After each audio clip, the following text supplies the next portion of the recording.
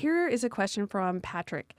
I had someone tell me that if God changed his mind, for example, in Exodus 32, he was, quote, learning or gaining knowledge, which they contend equals not being all-knowing. How would you respond? Well, you have verses that make this point. In fact, I have it here, Exodus chapter 32, verse, I think 14, right? So the Lord changed his mind about the harm which he said he would do to his people. Now, this was a judgment on the people and Aaron, who made the golden calf, in the circumstance in Exodus where Moses had gone up on the mountain. When he came back, this is what they saw, and God got mad, and Moses contended for the people as a priest.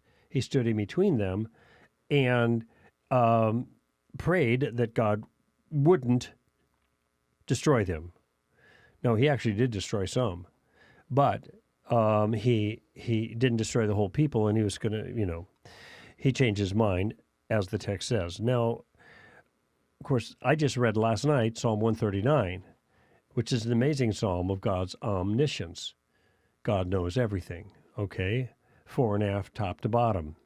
There's nothing that catches him by surprise. So how do we make sense of this? And the charitable reading, characteristically, you try to make a charitable reading, you find a way to you look for a way to make sense of both.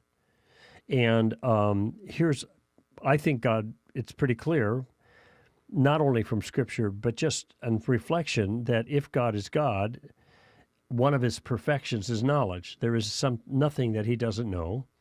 He doesn't discover stuff. He doesn't learn stuff. So it isn't as if he changes his mind in light of new knowledge. Sometimes God can change his mind in light of new circumstances. So he has a fixed disposition regarding one set of circumstances, and when the circumstances change, then he has a different disposition regarding that. Now, what's the best way to describe that?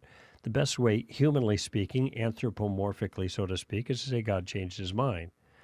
Instead of God saying to Moses, I knew you were going to do that, so now I'm going to do something else.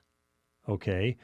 No, he did know Moses was going to intercede for the people, and he did make a claim, I'm going to destroy these people and make my promise to you and raise up a nation out of you. And Moses said, you can't do that. The reason you can't do that is you already made a promise. Okay? And so what Moses is doing is holding God to his word. So he's calling on God in his prayer to be God. It's a very powerful prayer because he's appealing to God himself. And then he says, by the way, and the other nations around are going to say, you just dragged all these people out here just to destroy them. Okay? So it's not going to look good for you. But what's important here is the intercession that Moses is making as a priest before the people. And God responds to his prayer. Okay? Now, had Moses not prayed, of course, this is, hypothetical, then God would have carried through with his thing. But that God knew that Moses was going to intercede and therefore has a different disposition regarding the different circumstances. Okay? Mm-hmm. Now, that's a charitable reading of the text.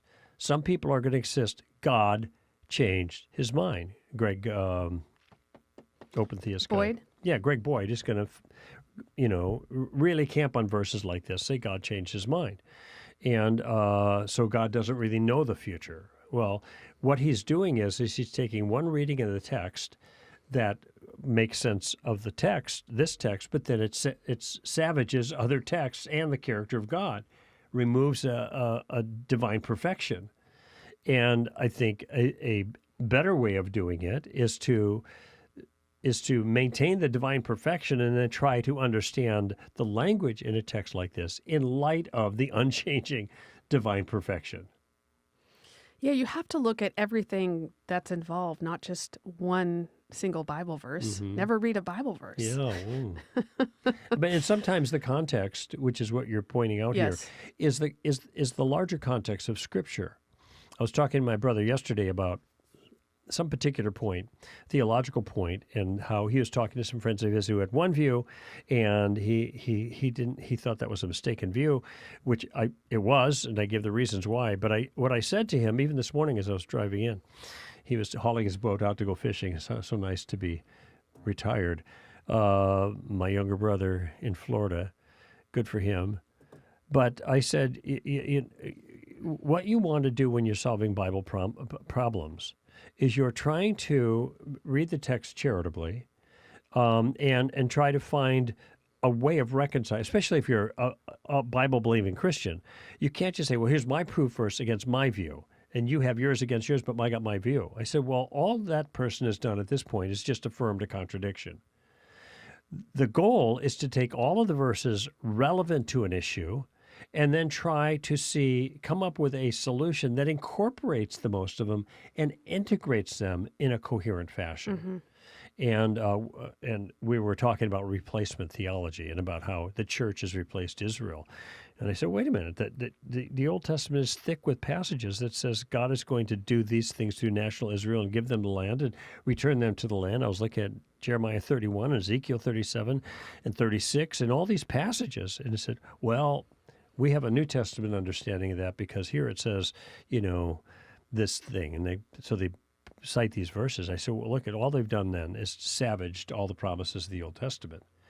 If they can't bring these two together in a way that makes hermeneutical sense. I think there is a solution to that, but not the way they were doing it. And so this is the point. You don't want to leave a contradiction laying on the table if you can solve it. And that's what I've attempted to do here. Oftentimes there will be one view that can make sense of all of it, whereas the other view can't make sense of the other side. Right. So that's or most of it. I mean, sometimes Right. they're going to be outliers, right? Right. But in this case, I think the view that you described can make sense of both sides. Whereas if you say God doesn't know everything or he doesn't know the future, now you've got so many problems in the Bible that contradict it that you can't make sense of both.